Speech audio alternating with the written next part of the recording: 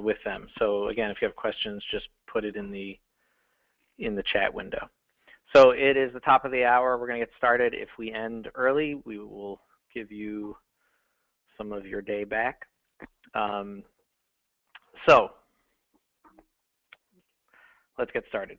So what is Conversion Booster? It is a new product from C3 that will get you more opt-ins, more donors, more engagement on your website. And it's really, what it's really about is displaying the right message to the right person at the right time, which we know is what gets people to convert. And we've thought about this for years, how you would treat a major donor, somebody that you do research on, somebody that you think about, what am I going to talk to this person about, and how do you begin to scale some of that? How do we begin to treat people more personally? And we're seeing this happen across the web, and it just hasn't quite gotten down to the nonprofit organizations, but we think we have a way to do that. So just, this is me. You should feel free to email me or tweet at me or call me about any of this or any other thing you want to talk about. I'm happy to talk to you, and we'll have my information at the end. I'm the CEO of C3. I've been working with nonprofits now for about, 20 years probably, and I was a nonprofit fundraiser in Washington before doing internet startups and then starting C3 really to bring what I saw as a revolution in digital communications to nonprofit organizations using the experience that I had being in a nonprofit around both engagement and fundraising. So, and just a very little about C3, we're a digital agency. We're focused on using digital assets to connect to constituents. We work for a lot of different organizations, and we're really focused on impact. It's really not about pretty pictures. It's not about whether you like something or you don't like something. It's about, does it work? Are we moving our mission ahead? Are we getting done what we need to get done? And what are the best ways to do that? The most efficient ways to do that? That's really what C3 is all about. So I want to pause. We're going to take a little poll. I want to just get a feel for the folks here on the phone, on the webinar, about the actions that you want people to take when they come to their website. So Bridget's going to launch this poll that should have just showed up here. Yes, poll is in progress. Okay, so select one of the most important, select the most important action here. You got about 50% voted. We know that there's lots of actions that probably live in lots of different places on your website, but just want to get a sense of, what that is. All right, I'm going to close the poll soon, get those last votes in. Okay, thanks everyone. Going to close it now. And here are the results. Okay. So unsurprisingly, big thing is to make a donation. Signing up for email is another thing. So, and we didn't see anybody on this call who are talking about social media or other actions. So really the big thing is donations, and then there's other kinds of opt-ins. But we're all about donation growth. It's not a surprise. Opting into that email list, but we also know there's a lot of advocacy actions that are taken on websites as well, signing petitions, joining a campaign, donations, obviously the big one. Social following, so we do see social buttons on websites. That's something you want people to do. It's usually something you don't want people to do at the expense of the things you really want them to do, like making a donation. You have videos often on websites. Sometimes there's things to download. Sometimes there's events.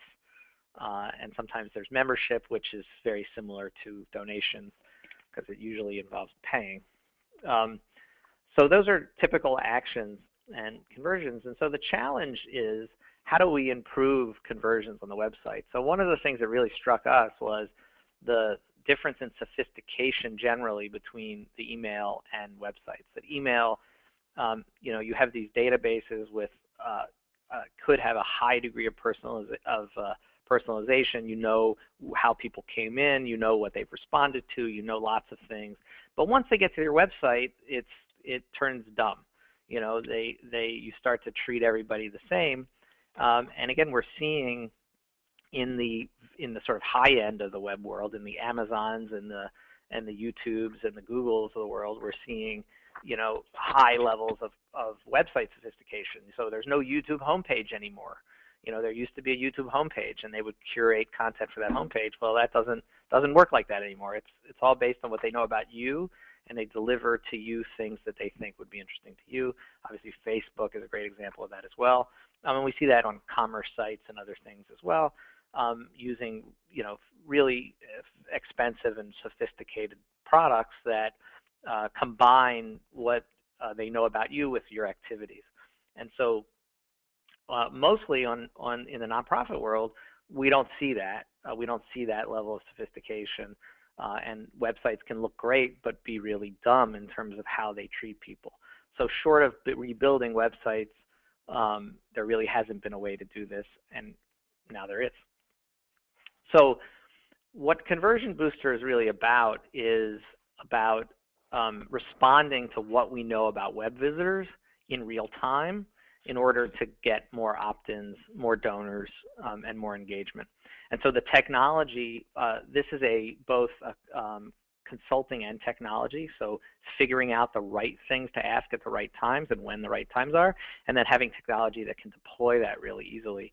In the for-profit sector, we're seeing 30 to 170% increases in conversions. And so we've taken this technology, we've customized it for the nonprofit sector, and been thinking a lot about what those actions are, what the different kinds of use cases can be, and we're really excited to work with a set of Luminate customers to start, because it integrates well with Luminate and it doesn't require additional programming.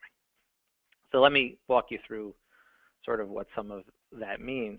But when we start from talking about conversions, we really have to understand, you know, who people are and why they come. So, you know, did somebody come in just to look around, or did they come because they clicked on a button on something in an email that says donate?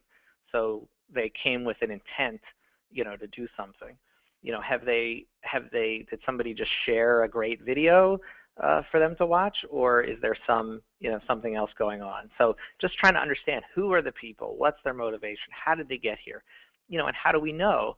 You know, one of the ways we know is by the people's behavior, right? If they came in directly to a donation form, they probably clicked on some kind of donate link, for example. If they navigated to that donation form after coming to the home page and a couple other pages, well, they may be in a little bit different circumstance, right? So, you know, what do we have to think through those different kinds of people and different kinds of use cases in order to understand, well, what would the right offer be to someone at the right moment if we could make it. So the first steps are really identifying what those goals are and then mapping those paths. What are the paths? What are the roadblocks? How can people have intent one way and then get distracted and that not happen? Or how can people come in with the intent of just to discover something or read something, or look up an address even, and then how can you take them on a journey on a journey toward the goals that you want them to reach? So, you know, our goal is we're not able to think about everybody individually, but we are able to think about groups of people with common use cases, common things that we see happening in order to increase conversions.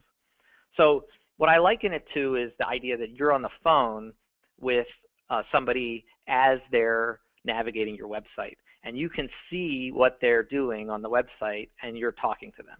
So if you imagine they're on the donation page of your website and they don't type anything in, and you're saying, you know, you're waiting for that to happen, and then you see their mouse starting to move up to close the donation window, and you say, wait a minute, hold on a second.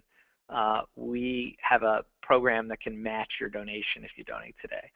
So it's like you being there and being able to present the right offer at the right time. That's the idea behind Conversion Booster. So I'm going to show you some examples of what this looks like. We've done some illustrative examples on websites. So these are not live examples. I think there's a couple live examples that are in here, but these are just, again, for illustrative purposes, thinking about organizations that we know or that we like and how they could be using this. So I've been thinking about WBEZ, which is Chicago's public radio station, because WBEZ is in their pledge week. I think today's the last day, thankfully. So now I actually have gone several times to the WBEZ website this week. Why? Because they have a terrific thing that they rolled out last year for monthly givers like myself, which is the pledge free stream. So it is a godsend not to have to listen to the whole pledge week. But you can only do that by going to the website and then clicking on the pledge free stream and identifying yourself as the monthly giver. And so they know that I'm a monthly giver and I'm coming to the website. So what could they be doing that they're not doing? So an example would be something like this, to say, we're so close to our goal, would you consider adding a $25 one-time gift in addition to your monthly donation? So it's acknowledging me as a monthly donor and saying that, would I give an additional gift? Now, it can know that I'm a monthly donor in a few different ways. One way is if I was sent an email with a link, then that link knows who I am because I'm in, let's say, the Luminate database as a monthly giver. So it's already tagged me as a monthly giver. But it can also know that I'm a monthly giver from my actions on the website. So if I'm going to the place that only monthly givers can go to access that pledge-free stream, then the system also can know that I'm a monthly giver and make that offer for me. Oops, sorry. My computer likes to jump around. So another donation possibility here is with donor abandonment. So the example I gave you before of somebody on the page, they land on your donation page and some time ticks by and they didn't do anything with the page, you could trigger a message to them. If you see that they're moving toward closing the page, and how would you know that? Because again, this system could see that they're moving their mouse up toward closing that tab or clicking on the upper navigation, and you could trigger something that says, complete your donation and your support will be doubled, or whatever message you would want to tell someone who was about to walk away from your donation page.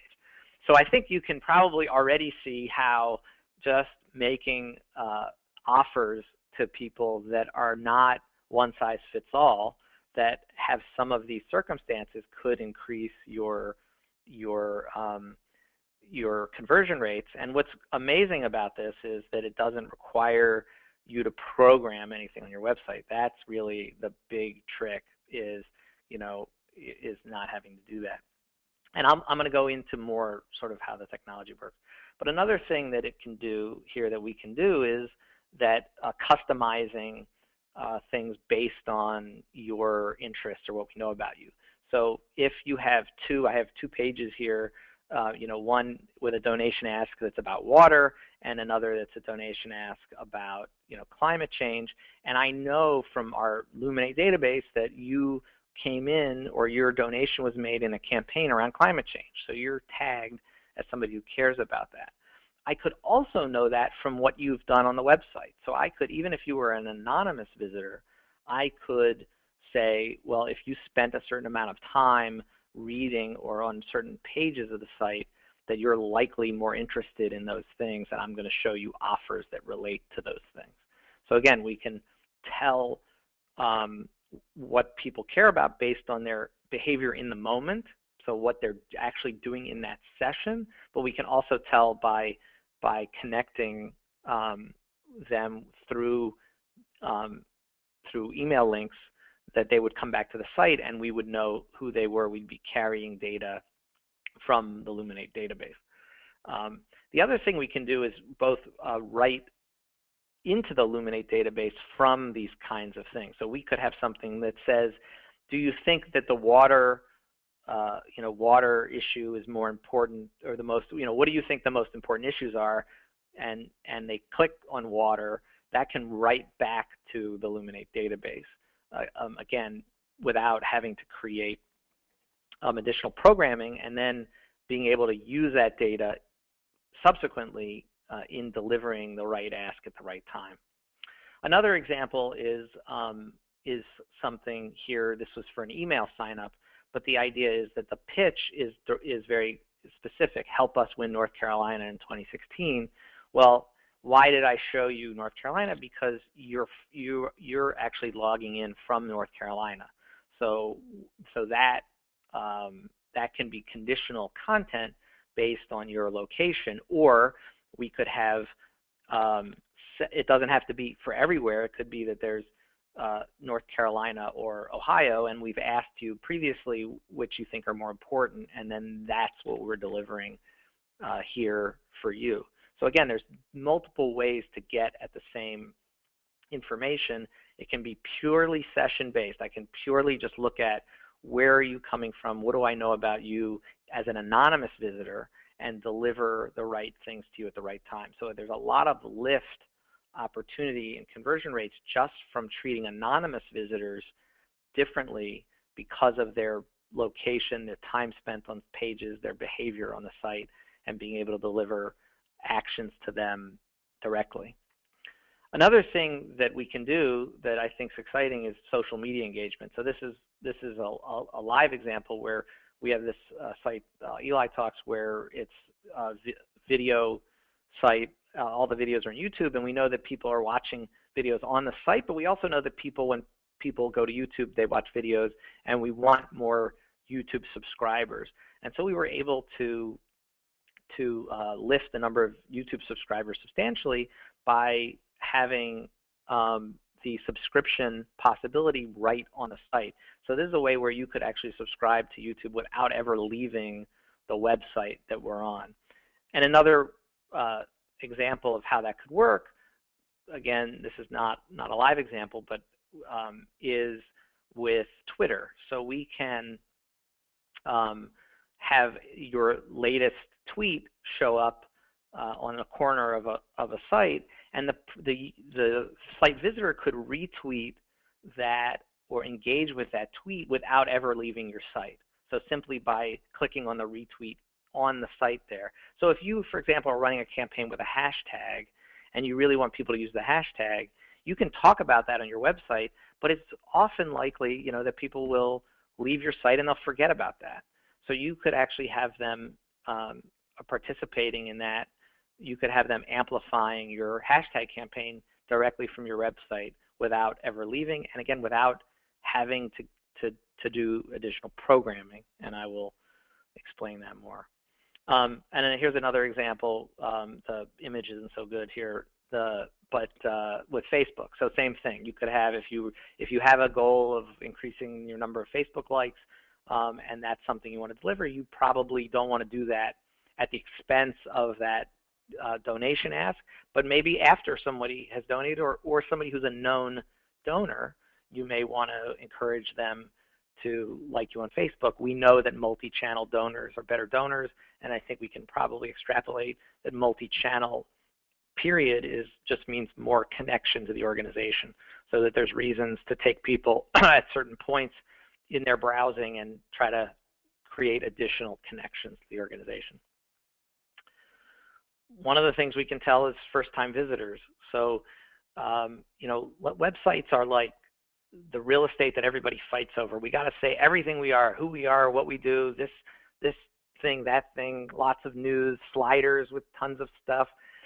But if you had somebody who really came to you, if you were on the phone with somebody who was navigating to your site, and they said, I've never been to this site before, I don't really know much about this organization, you'd probably say, you know what, here's what I want you to read first or watch first to know, to get oriented about what we do, right? Because otherwise they could see so much that just feels like it's not relevant to them. Like, wow, there's so much here, I don't know what that is.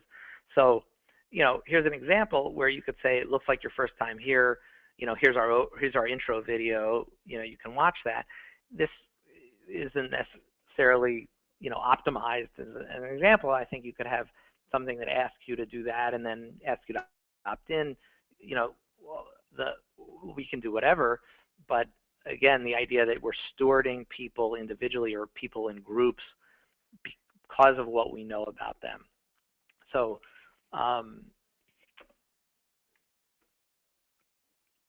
another thing that we can do here is location targeting. So this is the Foundation for Jewish Camp. They want more families to sign up for Jewish camps, and they want to tell those families about those camps. So one of the things we know when somebody comes to the website is where they're coming from. So we could have, for example, a regional something that shows up based on the region that somebody's in. So, for example, explore camps in the Midwest. So you see how this can come in from the bottom, can get somebody to go directly to some content that you think is going to be really relevant to them, to deliver that relevant content to the right person at the right time. So just let me tell you a little more about the product and what we have here. So Conversion Booster is a combination of technology and consulting. Technology is wonderful. It can do everything and anything, but if you don't really thoughtfully think about those users, what their needs are, what their paths are, what the opportunities are, where you can really increase your conversions, then the technology doesn't really help you. And so in this pilot, we're leading a process to come up with the 5 top site actions and to implement the technology to increase the conversion. So working with you to figure out those top things, those top 5 that will increase your conversions on your website, and then to make those happen. So just a little more on the technology side. The technology can tell a lot from even without the Luminate connection, without the connection that would run through an email and then link back to the site. But just from anonymous visitors, we can know whether somebody's on desktop or mobile, which might determine different ways in which you offer them. You might only offer, for example, if you have apps, you could offer apps to people who are showing up on mobile, for example. Geographic targeting, I showed you. Referring websites, so you can have different messages to people coming from different places. Lots that we know about timing. So timing of being on a page, of repeating on a page, how many page, how deep you're going into the site. Again, can make rules in which different offers are showing up based on your behavior in the moment, as well as specific click patterns on a site.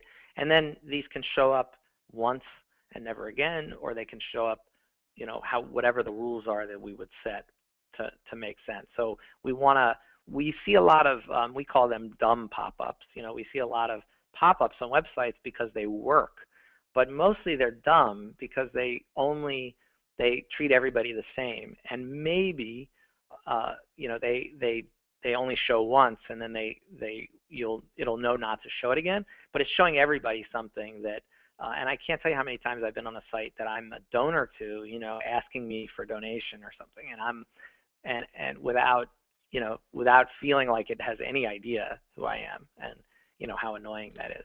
So the idea is to really take this to the next level.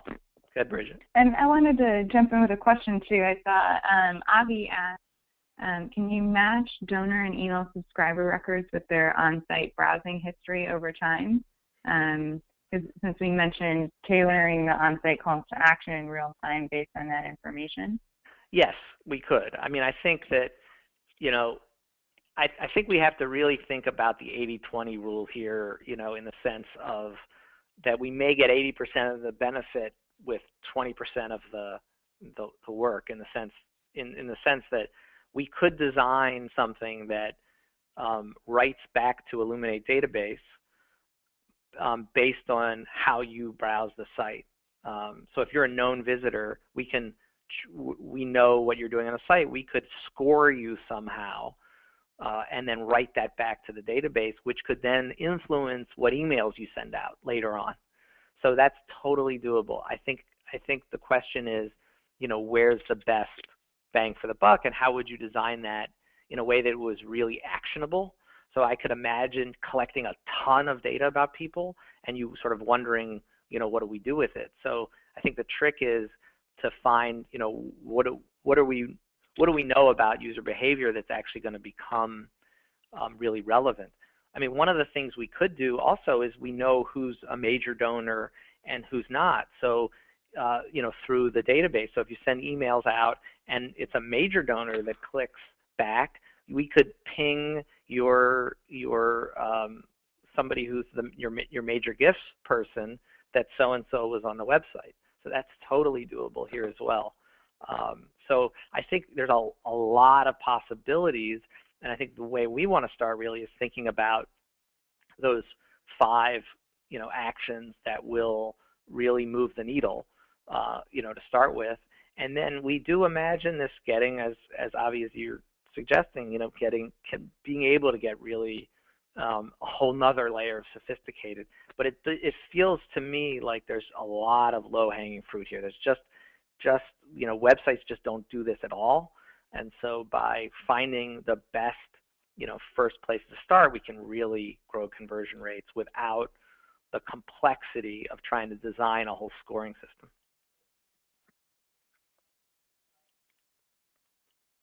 Are there other questions, Bridget? No, that was it. And Avi said that was exactly his question. Thanks. So you answered it. Okay, great. So, we're thinking about impact, obviously, and, what could this do? That's exciting to us, really. And the idea that your email is smart, relatively smart, and a lot about those people based on their gifts and based on the the forms they filled out and what was in the database and the emails they opened, and the inactives and all that stuff. But there's so many people hitting your website and nothing about them, and you're not responding to them. So making the website smarter really will have an impact. So I also think about just how much is spent on acquisition. Like, how much are we spending driving traffic to websites, getting people in? And if we can increase those, the conversions just by a little bit, how does that cascade through the whole ROI of our program? So I think a lot about like Change.org and Care2 names, which lots of organizations are buying, and then not necessarily doing the best job of converting them. And so one of the, there's best practices that people aren't following around that. One is obviously to message them very quickly after whatever it was that they opted into. But imagine that that there was a Change.org petition, and who those people are. You send out emails, and those people are coming back to your website. Who those people are. What would you be delivering to them? How would your messaging be tweaked for those people who are really green? Who have the very slightest connection to start with. How do you grab them? So right now you just don't have the opportunity to do that, other than that landing page that I talked about. That very specific landing page that you would create for one thing. But as they're browsing through your site, you can be offering specific things to them. And we're spending it on other kinds of advertising programs, on search, Facebook ads. There's just lots of stuff trying to generate new names, new people, and new traffic. And just the smallest percentage increases in conversion rates just have incredible bottom line impacts on the value of those programs. So that's what's really getting us just super excited about this. So, and the reality has been just like we can't get anything done in our organization because it's a whole ordeal to try to get that pop-up or that slider coded the way that we want. And then it didn't quite work that way, and we want to tweak it and change it, and we have to get, them to do that. And so with Conversion Booster, you don't have to do that at all. The way it works is with a snippet of code that looks a lot like the code for Google Analytics. So it's something you put on your site that goes across your site, and that's it. That's all you have to do. And then you can leave the tech people and the website people and the IT people out of it. And it could be a business question. What do we want to do with the business question? Because so many times now, the business needs run up against the IT limitations. And sometimes that's about people, sometimes it's about technology. And this just short circuits that. It just says, hey, we can overlay this. And so another thing that I think about is how many folks have plans of website, website redos, which are important. But the idea that you could increase conversion substantially before you finish that website, redo, or you could even push that website a redesign out sometime and not feel as pressured because you're able to be creating smart offers to people. And so some of the information architecture issues you have, whatever, they're important, but they become, if you can increase conversions, then you can sleep better about those other things that you may not be able to fix right away because it's a much bigger type of project. So I just talked about that, the idea that it's light and flexible. There are marketing automation is sort of the big umbrella for what this kind of stuff is called. And there's big, CMS systems, totally integrated systems that do all of this stuff that are very expensive. And we see used really rarely in our world. But what we like about this, again, is that it's light and easy, that it works with any CMS, that it is easy to connect in to Luminate. And we really found the best-in-class technology that's in the commercial world that cares about our space as well, and is allowing us to adjust it, to customize it, and to use our consulting and to work with the really smart folks at organizations who sort of know what these things would be, but haven't had a way to implement them, in order to be able to do it. So we are launching this as a pilot launch, and we're seeking 20 organizations that are on Luminate. We'd like to be able to work all on the same database, so we can actually, if we want to add additional functionality or figure things out, that we can share that. That the knowledge that'll come from that will be usable by everybody who's in the pilot. We want organizations that have a minimum amount of emails and traffic, so we don't, obviously with more volume you can see a difference sooner. So we just want to at least some minimum number of volume. These are really just, in a way, placeholder numbers. I mean, in the sense that there's no hard and fast rule here, but we really want to have enough activity on the site in order to know that it's working. If you have very few people coming to the site, it'll take a lot longer to see the results. I think, Bridget, will you paste the link to the application in the chat window so anybody can go directly to that and see that?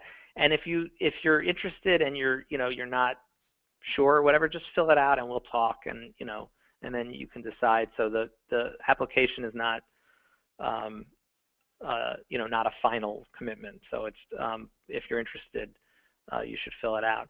So we're going to both consult with you as part of this implementation and handle the implementation. So we're going to help you define the goals that we talked about, develop the strategy, design the calls to action, and then implement them as well, and then also conduct reporting and analysis and optimization. So we'll be working with you in the first period of the pilot. We'll be working with you a lot to make those things optimized, and then our vision is that we'll have monthly check-ins with reporting and optimization to be able to create new calls to action as well as tweak ones that we think could be working better.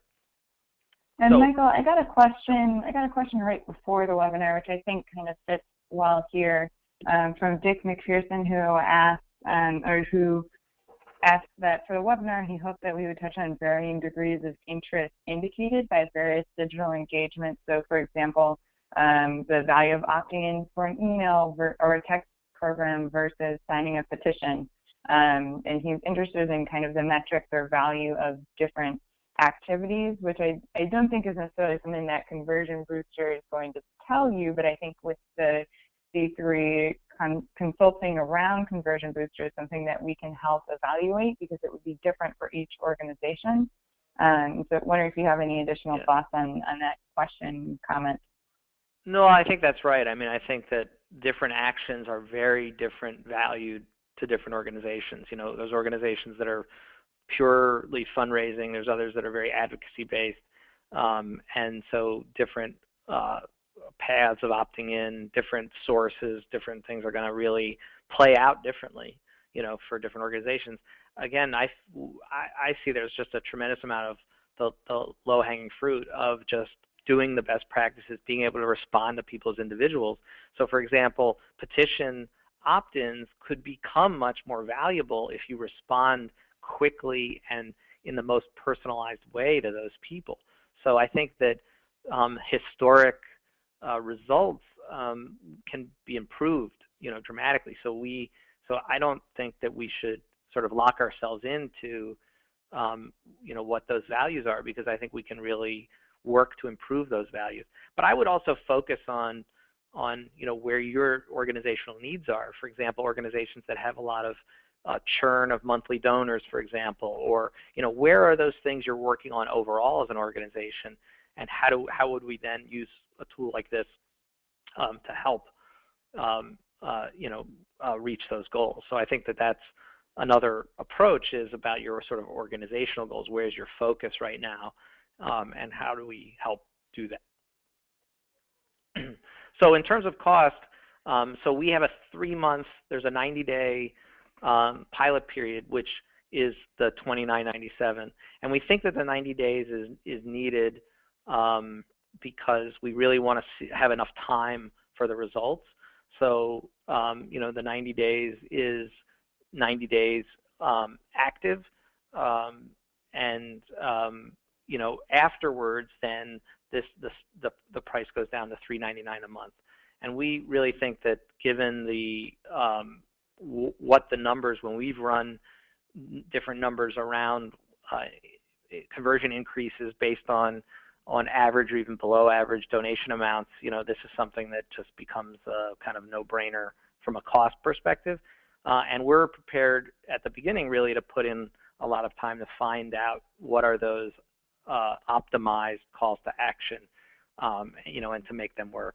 And then, you know, if you know, after this pilot period, there is a cancel at any time policy. So if after 90 days you weren't 100% satisfied, you didn't think this was, you know, worth it many times over, you know, there's nothing going to hold you there. There's no contractual thing to stay.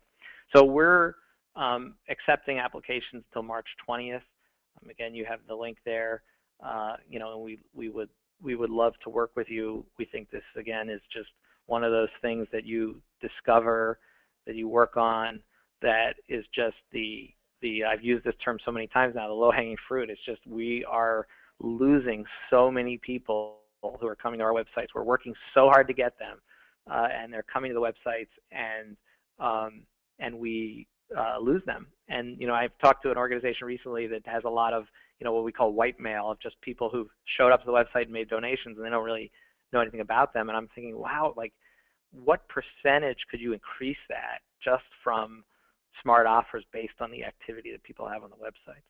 So just tremendous opportunity, and again, we think at a price point that is, you know, compared to a campaign, or compared to donor acquisition, or compared to, you know, Luminate, or compared to, you know, lots of things that organizations are doing. You know, this, I think, will rank at the very top in terms of the bang for the buck.